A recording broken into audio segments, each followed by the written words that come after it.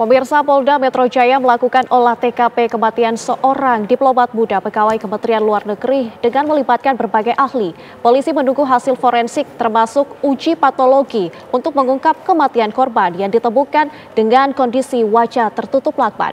Polda Metro Jaya menargetkan penyelidikan kasus ini akan selesai dalam 1 minggu. Saksikan Benang Merah episode Menerka Sebab Kematian Diplomat Muda.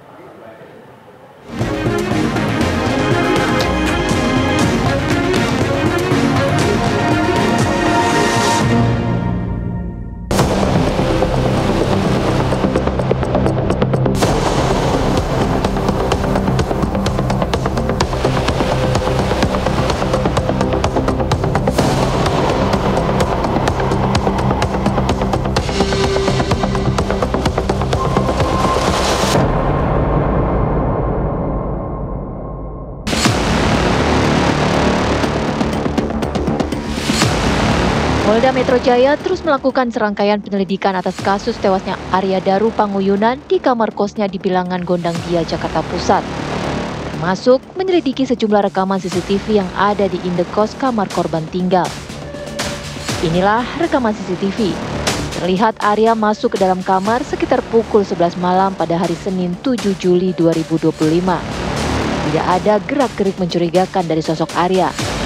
Dan ini rekaman CCTV yang menunjukkan penjaga kos mondar-mandir di depan kamar kos Arya pada Selasa dini hari dan pagi hari di tanggal 8 Juli 2025. Polisi mengkonfirmasi saat itu penjaga kos tengah berkomunikasi dengan istri korban yang meminta dirinya untuk mengecek keberadaan suami korban di kamar kosnya. Tercatat, istri korban menelpon penjaga kos sebanyak 3 kali pada tanggal 7 dan 8 Juli 2025. Bukti-bukti yang ada perlu dipelajari oleh forensik, ya, baik CCTV, kemudian hasil otopsi, dan juga termasuk digital. Digital itu dari laptop dan lain-lain, ya. Mungkin seminggu lagi selesai. Nanti ada kesimpulan. Insya Allah mudah-mudahan seminggu lagi selesai. Ya. Ya, saya belum membaca, tapi itu masih dipelajari oleh tim penyelidik. Dan sekarang udah saya ambil alih di tingkat Polda. Oke? Saksi-saksinya, Pak? Saksi-saksi kan ya nanti kan kita lihat dikembangkan dari situ. Ya, dari kalau visum itu bukan saksi tapi ahli nanti yang akan bicara. Ya. Kan dia ditemukan sendirian. Nanti dari forensik barangkali dari membuka HP bisa di trace kemana jam berapa dia berhubungan dengan siapa, ya.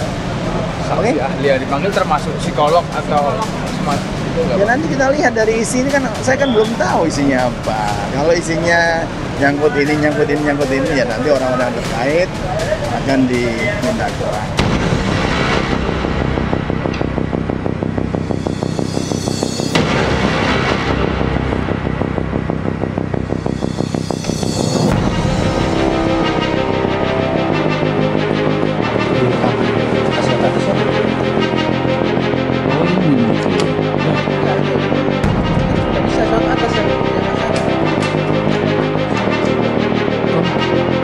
Udah. Pada saat menemukan jenazah, perilaku juga orang yang sudah terbiasa melihat sesuatu yang meninggal ya seperti tidak masuk tadi, dia tidak ada sesuatu yang membuat, ya mungkin ini analisa saya dari perilaku ya. Pada saat orang itu membawa sapu, pertanyaan saya dari aktivitas gerak-gerik orang, kok dia bawa sapu nggak ngapa-ngapain, nyapu nggak, cuman ini doang kan?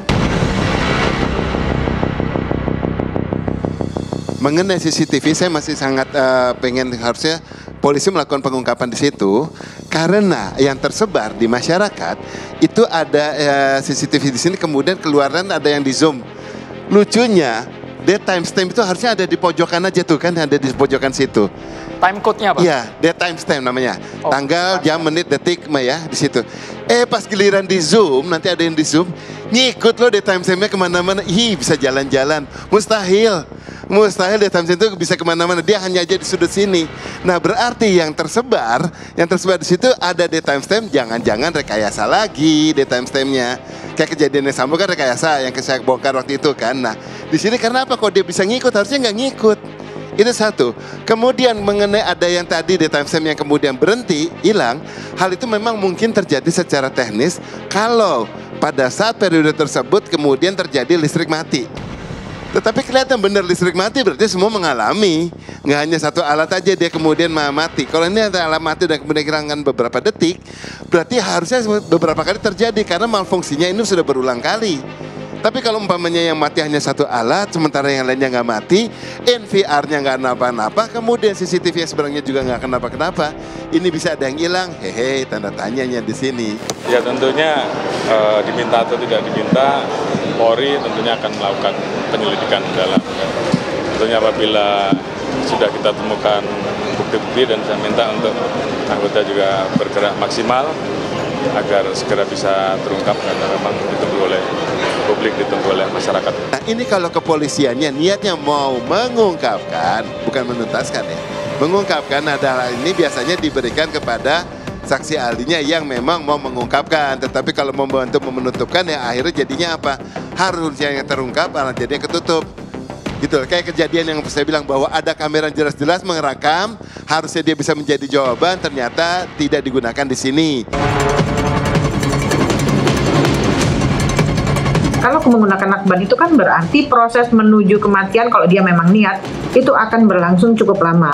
Nah, ketika berlangsung cukup lama berarti ada gerakan-gerakan tertentu ketika dia sesak nafas sehingga kondisi korban itu menjadi tidak simetris. Artinya ada kemungkinan ada seseorang yang memang melakukan hal ini. Karena kalau sendiri sepertinya tidak mungkin.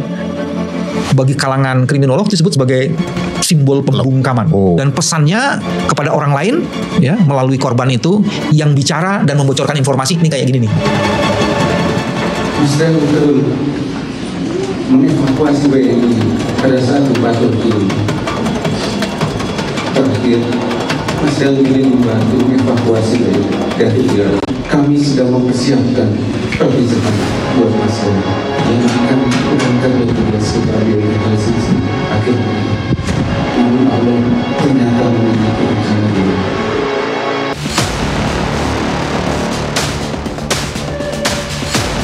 Kasus kematian diplomat muda Kementerian Luar Negeri Arya Daru Pangayunan sampai saat ini masih misteri.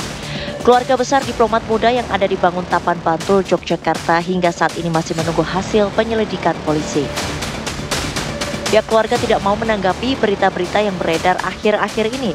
Pihak keluarga hanya menunggu keterangan resmi dari pihak berwajib mengenai hasil penyelidikan.